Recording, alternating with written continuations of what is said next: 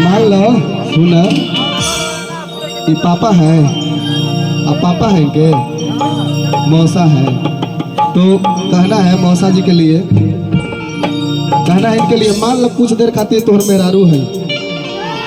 हाँ का जी, गलत ना लो, मान लो कुछ देर खातिर तोहर मेहरारू है। लजाइल ना जाला बबुआ, लजाइल ना जाला।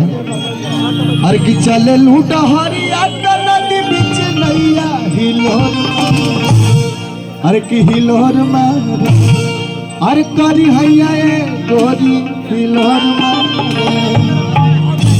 भोला जी के लड़का है, बाबू के हम चाहेंगे, देखिए कुछ नहीं करना है, आप वो वहाँ खड़ा होइए और हम इधर खड़ा है, ये सब आपकी मम्मी है। कुछ देर खातिर मार ले के बाद, का दिक्कत। आइए भैया, अरे कि चले लूटा हरी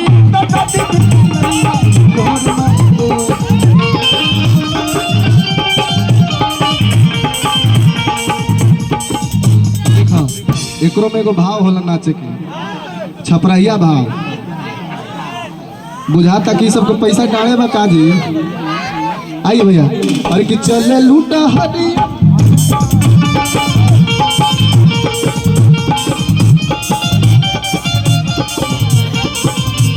हेलो हेलो सिमरन जी, अंजलि जी, चल अंजलि जी आप आइए ना उधर से। अरे कि चले लूटा हरी,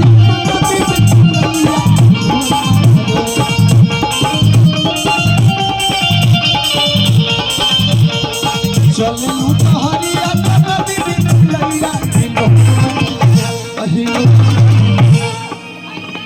ऐसे नहीं काम चलेगा, आप लोग साथ दीजिएगा तब ना, तनी ताली बजा के। अभी नहीं देखिए कब, अरे कि चले लूटा हरी,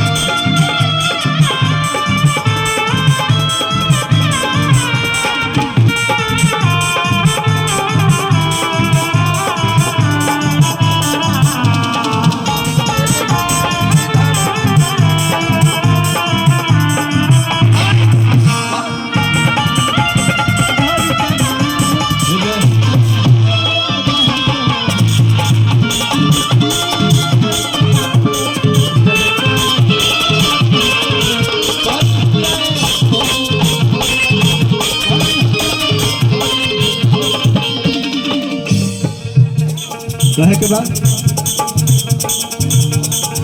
पकेला माधवा